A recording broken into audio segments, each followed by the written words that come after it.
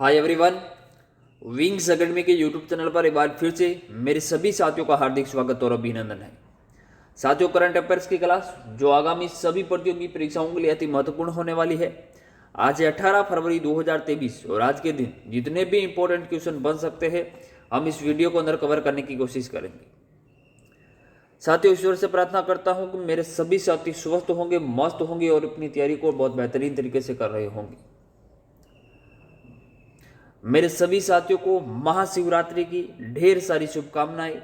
भगवान शिव आप पर कृपा बनाए रखे।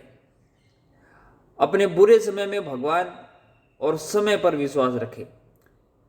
वो समय कोयले को भी हीरा बना देता है और भगवान रंग को भी राजा बना देता है।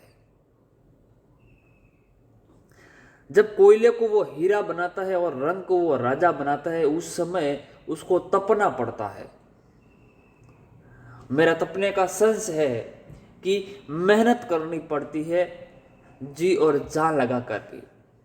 अगर आप भी मेहनत करेंगे तो आज आप बेरोजगार है या फिर आपके हाथ में कोई रोजगार नहीं है, तो एक दिन ऐसा भी आएगा कि आपके हाथ में रोजगार होगा, आपको अपने लक्ष्य की प्राप्ति होगी, आपको अपनी मंजिल मिलेगी।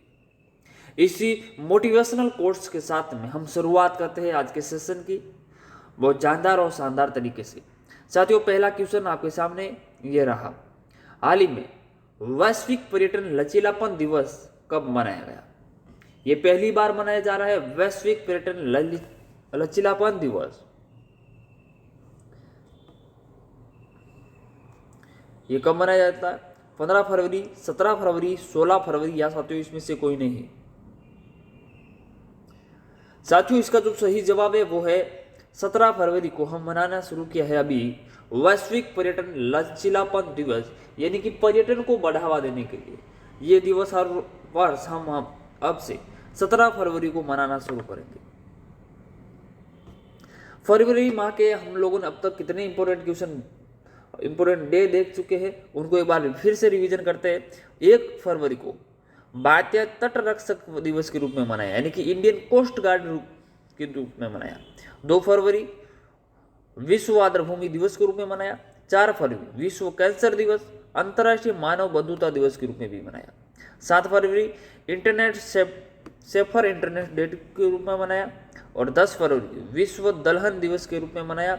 11 फरवरी विश्व यूनानी दिवस, विज्ञान में महिलाओं और लड़कियों का अंतर्राष्ट्रीय दिवस के रूप में भी मनाया। 12 फरवरी को अंतर्राष्ट्रीय डार्विन दिवस के रूप में मनाया और 13 फरवरी को विश्व रेडियो दिवस के रूप में मनाया और 15 फरवरी को अंतर्राष्ट्रीय बाल कैंसर दिवस के रूप में भी मनाया। यह है फरवरी माह के इंपॉर्टेंट डे, वो आपको याद रखने हैं। और अभी हमने 17 फरवरी को मनाया है वैश्विक पर्यटन लचीलापन दिवस। नेक्स्ट क्वेश्चन है साथियों आपके सामने। हाल ही में लेफ्टिनेंट जनरल के.टी. पटनायक ने किस राज्य के 20वें राज्यपाल के रूप में शपथ ली है? के.टी. पटनायक लेफ्टिनेंट जनरल थे, ये पूर्व किस राज्य के 20वें राज्यपाल के रूप में इन्होंने शपथ ली है? आंध्र प्रदेश, अरुणाचल प्रदेश, उत्तराखंड या साथियों इसमें से कोई नहीं। साथियों, इसका जो सही जवाब है वो है अरुणाचल प्रदेश। हमारे अरुणाचल प्रदेश के राज्यपाल के रूप में इन्होंने शपथ ली है। यह है के.टी. पटनायक। यह है कौन? के.टी. पटनायक। इन्होंने हाल ही में अरुणाचल प्रदेश के राज्यपाल गवर्नर के रूप में इन्होंने शपथ ली है। इतनी बात इस क्वेश्चन के बारे में आपको ध्यान में रखनी है। हाल ही में विदेश मंत्री एस जयशंकर ने किस देश में सरदार वल्लभ भाई पटेल की प्रतिमा का अनावरण किया है?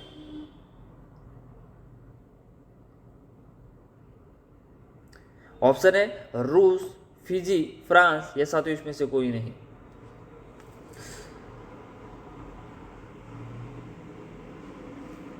साथियों, हमारे जो विदेश मंत्री एस जयशंकर है, कौन? एस जयशंकर, इन्होंने सरदार वल्लभ भाई पटेल की जो प्रतिमा का जो अनावरण किया है वो क्या है? फिजी के अंदर। ऑप्शन नंबर सेकंड इसका सही जवाब है। अब हमारे देश फिजी में, अगर आप लोग, ये एक द्वीपीय देश है। कैसा है? इसके चारों ओर समुद्र है, ये एक द्वीपीय देश है। और अगर अब आप फिजी के अंदर जाते हो आपको पासपोर्ट की जरूरत नहीं पड़ेगी, वीजा की जरूरत नहीं पड़ेगी। ये भी इन्होंने समझौता किया है। नेक्स्ट क्वेश्चन है साथियों, हाल ही में भारत का पहला वेस्ट टू हाइड्रोजन संयंत्र कहाँ स्थापित किया जाएगा? भारत का पहला वेस्ट टू हाइड्रोजन संयंत्र ये कहां पर स्थापित किया जाएगा? ऑप्शन है पुणे, मुंबई, नई दिल्ली या साथियों इसमें से कोई नहीं। साथियों इसका जो सही जवाब है वो है पुणे। पुणे के अंदर स्थापित किया जाएगा पहला वेस्ट टू हाइड्रोजन संयंत्र। क्या है खास बात इसके बारे में? इस संयंत्र का निर्माण एक निजी कंपनी ग्रीन बिलियन लिमिटेड, याद रखिएगा इस कंपनी का नाम क्या है? ग्रीन बिलियन लिमिटेड द्वारा किया जाएगा। कंपनी ने पुणे नगर निगम के साथ 30 साल के लिए करार किया। 30 साल के लिए इन्होंने समझौता कर लिया। संयंत्र का उद्देश्य रोजाना 350 टन ठोस कचरे का उपचार करने का काम किया जाएगा, यानी कि वेस्ट टू वेल्थ बनाने का इनका कार्य किया जाएगा, यानी कि कचरे से एक प्रोडक्ट के रूप में कुछ ना कुछ बनाया जाएगा, चाहे वो बिजली हो या कुछ अदर चीजें। इतनी बात इस क्वेश्चन के बारे में आपको ध्यान में रखनी है। ये वेस्ट टू हाइड्रोजन संयंत्र कहाँ स्थापित किया जाएगा? पुणे के अंदर। अगला क्वेश्चन है, हाल ही में कौन से भारतीय अमेरिकी, कौन है ये भाई? भारतीय अमेरिकी जो यूट्यूब के नए सीईओ बने हैं।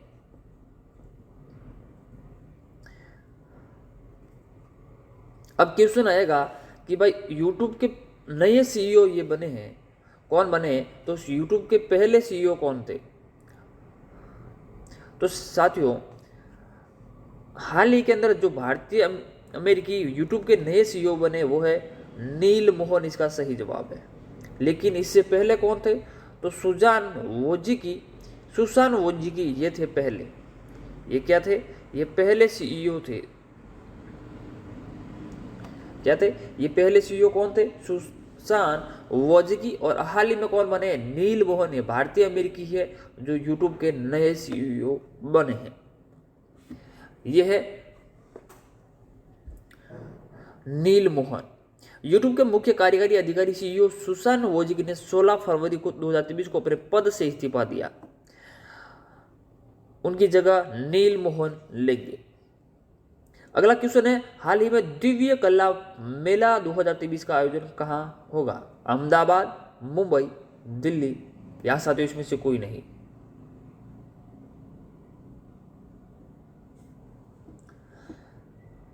साथियों दिव्य कला मेला 2023, दिव्य कला क्या है?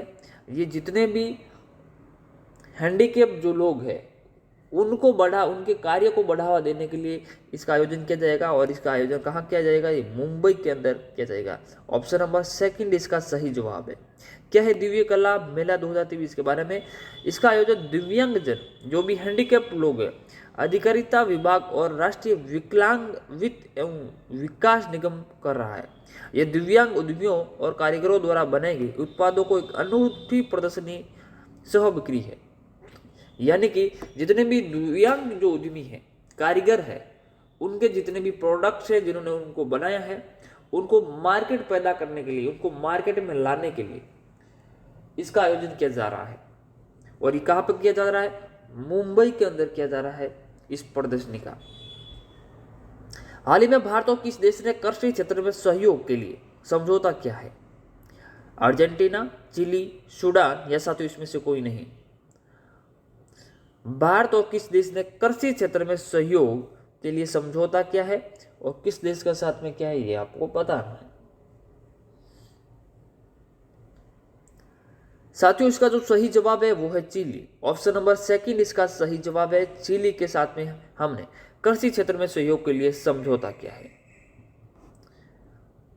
अगला क्वेश्चन है साथियों आपके सामने, हाल ही में किस राज्य के मुख्यमंत्री ने सुजलाम सुफलाम जल अभियान के 6ठे संस्करण का शुभारंभ किया है? राजस्थान, गुजरात, महाराष्ट्र या फिर कर्नाटक?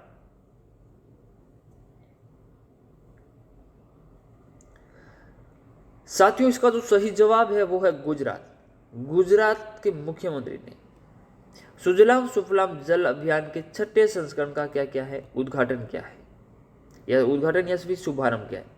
सुजलाम सुफलाम जल अभियान 6ठा संस्करण, इसका उद्देश्य भूजल स्तर को बढ़ाना और वर्षा जल को अधिकतम उपयोग करना है। यह 104 दिनों तक 31 मई 2023 तक आयोजित किया जाएगा। कब तक किया जाएगा? 31 मई 2023 तक इसका आयोजन किया जाएगा। इतनी बात इस क्वेश्चन के बारे में आपको ध्यान में रखनी है साथियों। हाल ही में पूर्व डीजीपी वीरेंद्र को किस राज्य का मुख्य सूचना आयुक्त नियुक्त किया गया है? क्वेश्चन है साथियों, हाल ही में पूर्व डीजीपी वीरेंद्र को किस राज्य का मुख्य सूचना आयुक्त नियुक्त किया गया है? छत्तीसगढ़, उत्तर प्रदेश, पश्चिम बंगाल या साथियों इसमें से कोई नहीं। साथियों इसका जो सही जवाब है वो है पश्चिम बंगाल। ऑप्शन नंबर 3 इसका सही है। और पश्चिम बंगाल के अंदर मुख्य सूचना जो आयुक्त है वो कौन बनेगा? वीरेंद्र बनेंगे। कौन बनेगी? वीरेंद्र। इतनी बात इस क्वेश्चन के बारे में आपको ध्यान में रखनी है। ये है पूर्व डीजीपी वीरेंद्र। कौन है भाई? ये पूर्व डीजीपी वीरेंद्र है। अब ये मुख्य सूचना आयुक्त बनेंगे कहां के? पश्चिम बंगाल के। अगला क्वेश्चन है, राष्ट्रपति मुर्मू ने कहां पर अंतर्राष्ट्रीय इंजीनियरिंग और तकनीकी मेले का उद्घाटन किया है? नई दिल्ली, हैदराबाद, जयपुर या फिर गांधीनगर? साथियों इसका जो सही जवाब है वो है नई दिल्ली। ऑप्शन नंबर 1 इसका सही जवाब है। राष्ट्रपति मुर्मू के द्वारा अंतर्राष्ट्रीय इंजीनियरिंग और तकनीकी मेले का जो उद्घाटन है वो दिल्ली के अंदर, नई दिल्ली के अंदर किया गया और नई दिल्ली के प्रगति मैदान के अंदर इसका उद्घाटन किया गया है। उन्होंने कहा कि इस टेक्नोलॉजी को, भारतीय तकनीकी को बढ़ावा देने के लिए वैश्विक स्तर पर भारत बहुत अच्छा कार्य कर रहा है और ये हमारे लिए सबके लिए गौरव की बात है। Thank you for watching my video. अगर ये क्लास आपको अच्छी लगती है, हेल्पफुल लगती है तो अपने साथियों के साथ में शेयर करना ना भूलें। साथियों यातायात के नियमों का विशेष रूप से पालन करें। दोपहिया वाहन चलाते वक्त हेलमेट का जरूर उपयोग करें और 4 व्हीलर चलाते वक्त सीट बेल्ट का जरूर उपयोग करें। अपना और अपनों का ख्याल रखें। मिलते हैं अगली क्लास के अंदर, तब तक धन्यवाद।